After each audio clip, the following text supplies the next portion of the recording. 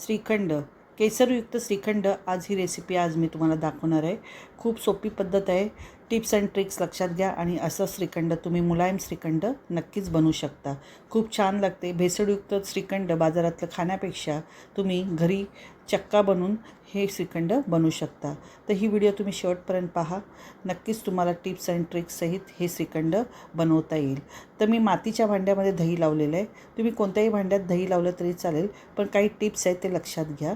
याप्रमाणे तुमचं ही दही तयार होईल. याप्रमाणे पाण्याचा अंश त्याच्यामध्ये नाही आहे. याप्रमाणे आपल्याला घट्टसर दही लावायचं आहे.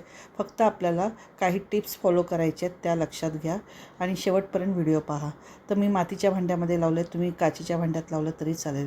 हे मातीचं भांडं मी ऑनलाईन विकत भेटू शकतं. मी लोकल मार्केटमध्ये घेतले आणि ते दही झाल्यानंतर आपण ह्या भांड्यामध्ये पाणी गाळत ठेवलेलं आहे. जसं आपण पूर्वी कपड्यामध्ये बांधून ठेवायचं त्याप्रमाणेच आपण हे भांडंही ऑनलाईन विकत घेऊ शकता. तर मी फुल फॅट असणारं हे अमूलचं गोल्ड दूध मी घेतलेलं आहे. तुम्ही म्हशीचं दूध घेऊ शकता, त्याच्यामध्ये पण फॅट जास्त असतात. त्यामुळे आपलं श्रीखंड खूप छान मुलायम असं तयार होईल. तर मी 1 लिटर दूध तापत ठेवलेलं आहे. याप्रमाणे दूध तापत ठेवायचं. स्लो गॅसवरती मी दूध तापत ठेवलेलं आहे आणि हे दूध तापवल्यानंतर आपल्याला थंड करत ठेवायचं आहे.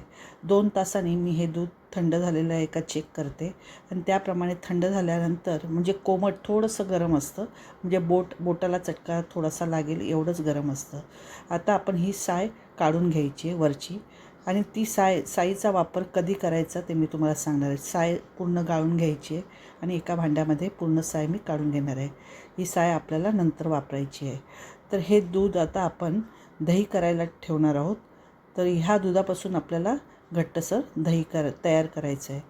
तर आपण फुल फॅट क्रीमवालं दूध घेतल्यामुळे किंवा तुम्ही डेअरीतलं म्हशीचं दूध घेतलं तरी चालेल.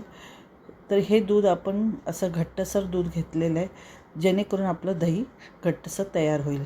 आता हे भांडं मातीचं आहे. त्या मातीच्या भांड्यामध्येच मी स्वच्छ धुवून घेतलेलं आहे हे भांडं आणि त्या भांड्यामध्येच आपल्याला दही लावून घ्यायचं आहे. हे भांडं तुम्हाला ऑनलाईन मातीचं भांडं भेटू शकतं.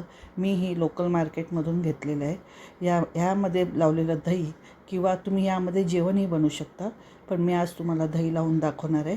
तर दही लावून घ्यायचं. त्यासाठी मी 1 मोठा चमचा दही घेतलेला आहे विरजण घालण्यासाठी. असं हे दही आपण फेटून घ्यायचं आहे. पूर्ण फेटून घेतल्यानंतर आपण ते दूध 1 लिटर दूध त्यात ओतून घेणार आहोत. याप्रमाणे मी 1 लिटर दूध त्यात ओतून घेतलेलं आहे आणि आता हे भांडं आपण एका जागी 7-8 तासासाठी ठेवून देणार आहोत. जास्त हे भांडं हलवत राहायचं नाही, म्हणजे आपलं घट्टसर दही तयार होत राहील. तर मी जास्त धक्का लागू नये या भांड्याला म्हणून मी ओव्हनमध्येच ठेवून देणार आहे. 7-8 तास आपण ओव्हनमध्ये असं ठेवून देऊया, म्हणजे ओव्हनची बाजू आतली बाजू ही उबदार असते, त्यामुळे हे दही फर्मेंट व्हायला मदत होते. आपलं 7-8 तासांनी दही तयार झालेलं आहे. बघा, ह्याप्रमाणे तुमचंही घट्टसर दही तयार होईल. काही टिप्स लक्षात घ्या. फुल फॅटवालं क्रीम घ्या. श्रीखंडासाठी फुल फॅटवाले क्रीम आपण घेतलं तर असं मुलायम असं दही तयार होईल आणि आपलं श्रीखंडही मुलायम होईल. याप्रमाणे आपलं दही तयार झालेलं आहे. त्यात पाण्याचा अंश कमी आहे. याप्रमाणे बघा, याप्रमाणे तुम्ही घट्टसर दही चक्क्यासाठी तयार करून घ्या. आता फ्लिपकार्टवर मी एक भांडं मागवलं आहे, तर ते मी तुम्हाला दाखवते. तर पहिल्यांदा आपण ते भांडं ओपन करून बघूया. हे प्लॅस्टिकचं भांडं आहे, मजबूत असं भांडं आहे. त्याच्यामध्ये जर तुम्ही दही गाळत ठेवलं, म्हणजे त्याचं पाणी जे थोडंफार असेल ते पाणी त्याच्यात भांड्यामध्ये असं निघून येईल. ही जाळी आहे त्यामध्ये आपण हे भांडं टाकून घ्यायचं आहे आणि त्यावर असं झाकण लावायचं आणि हवाबंद असं हे त्याचं वरचं बटन आहे ते दाबून घ्यायचं आहे. म्हणजे ह्या जाळीतून दह्यात जे पाणी असेल ते गाळून खाली निघून येईल. तर ह्याप्रमाणे आपण दही आता टाकून घेऊया. मी तुम्हाला दाखवते. हे भांडं मी स्वच्छ करून धुवून घेतलेलं आहे. आता मी त्यामध्ये दही टाकून दाखवते. आपण कशा प्रकारे आपण हे दही त्याच्यातलं पाणी गाळून घेणार आहोत ते दाखवते. पूर्वी कसं आपण कपड्यामध्ये बांधून ठेवायचो आणि तो 3-4 तास असं जड त्याच्यावरती कपड्यावर असं पिळून घ्यायचो आणि मग त्याच्यावर जड असं खलबत्ता ठेवून घ्यायचो. त्याप्रमाणे आपण गाळून घ्यायचो. पण आता हे भांडं असं बाजारात भेटतं, ते भांडं आपण वापरू शकता. बघा, ह्याप्रमाणे मी दही त्याच्यात टाकून घेतलेलं आहे आणि हवाबंद डब्यामध्ये असं भरून घेतलेलं आहे आणि त्याच्यामध्ये कसं पाणी गळतं आहे ते मी तुम्हाला दाखवते. याप्रमाणे तुम्ही हे भांडं वापरू शकता. तुम्ही हे भांडं असं दही तुम्ही कोशिंबीरमध्ये किंवा आपण पनीरला कोटिंग करण्यासाठी हे दही तुम्ही असे वापरू शकता. त्याच्यामध्ये आपल्याला घट्टसर दही लागतं, तर ह्याप्रमाणे तुम्ही घट्टसर दही वापरू शकता. तर मी तुम्हाला ही प्रोसिजर तर दाखवलीच आहे, पण जर तुमच्याकडे हे भांडं नसेल तर तुम्ही कपड्यामध्येही बांधू शकता. याप्रमाणे हे भांडं ऑनलाईन तुम्ही विकत घेऊ शकता. हे भांड्यातलं दही आपण 2-3 तास असंच आपण गाळत ठेवणार आहोत. 2-3 तासानंतर आपण त्याचं श्रीखंड बनवायला घेणार. याप्रमाणे व्यवस्थित गाळून घेतलेलं आहे. मी दुसरी प्रोसिजर दाखवते. हे भांडं जर तुमच्याकडे नसेल तर सुती कापड असं घ्यायचं आहे आणि उरलेलं दही जे आहे ते भांड्यातलं मी त्याच्यामध्ये टाकून घेणार आहे.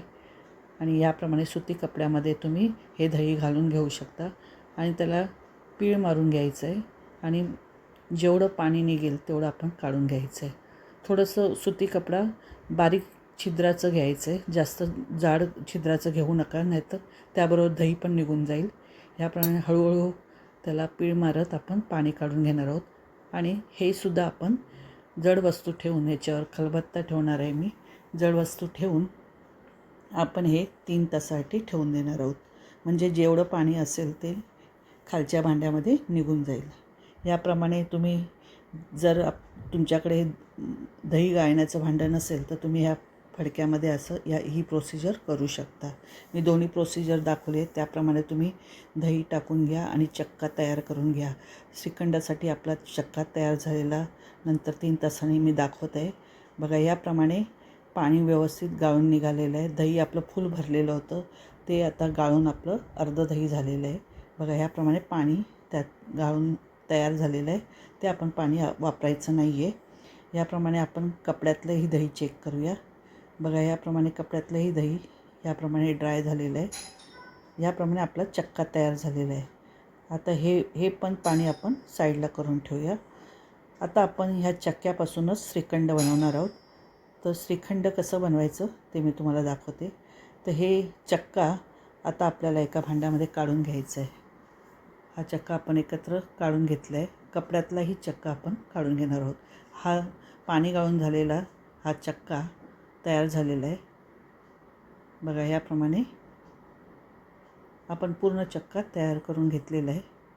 मुलायम असा चक्का तयार झालेला आहे बिलकुल. आता त्यामध्ये आपल्याला ह्या चक्क्यामध्येच आपल्याला ती साय जी आपण साईडला काढून ठेवली होती ती साय मिक्स करायची. ही साय आता आपण या स्टेजला घालायची आहे, कारण ह्या स्टेजला घातल्यावर आपल्याला मुलायम असं श्रीखंड आपलं तयार होईल. या चक्क्यामध्ये ती साय आपण व्यवस्थित मिक्स करून घ्यायची. म्हणजे ही साय मऊसर असते, त्यामुळे आपल्या चक्क्यामध्ये टाकल्यामुळे आपलं श्रीखंडही मऊसर असं तयार होईल. केसरयुक्त श्रीखंड बनवणार आहोत, म्हणून आपण 10-12 केसरचे धागे 1 चमचा दुधामध्ये मिक्स करून घेतलेलं आहे आणि ते आपण मिक्सचर त्याच्यामध्ये चक्क्यामध्ये टाकून घेतलं आहे. पिठी साखर मी अर्धा बाऊल टाकलेली आहे. 1 लिटर दुधाचा हा चक्का तयार झालेला आहे, तर मी त्याच्यामध्ये अर्धी बाऊल म्हणजे 150 ग्रॅम साखर मी त्याच्यामध्ये बारीक करून टाकलेली आहे. तुम्ही कमी जास्त करू शकता, पण मी 150 ग्रॅम साखर ही अशी बारीक करून त्याच्यामध्ये टाकलेली आहे. व्यवस्थित मिक्स करून घ्यायचं आहे. साखर आणि केसरवालं दूध आपण व्यवस्थित मिक्स करून घेतलेलं आहे. त्यामुळे केसर घातल्यामुळे येल्लोइश असा श्रीखंडाला कलर आलेला आहे. आता त्यामध्येच आपल्याला वेलची पूड टाकून घ्यायची आहे. जर तुम्हाला आवडत असेल तर तुम्ही थोडीशी जायफळ पूडही टाकू शकता. तर आपण वेलची पूड अशी मिक्स करून घेतलेली आहे आणि त्याला आपण पिस्त्याचे तुकड्याने गार्निश करून श्रीखंड आपलं हे तयार करून घेणार आहोत. याप्रमाणे आपलं श्रीखंड मऊसर असं तयार झालेलं आहे. बघा, याप्रमाणे श्रीखंड आपलं तयार झालेलं आहे. पिस्त्याचे तुकडे असे आपण टाकून घेतलेले आहे आणि हे केसरयुक्त असं हे श्रीखंड तुम्ही मुलायम श्रीखंड तुम्ही सणासुदीला किंवा तुमच्याकडे पाहुणे येणार असतील किंवा तुमच्या घरात फंक्शन असतील त्यावेळेला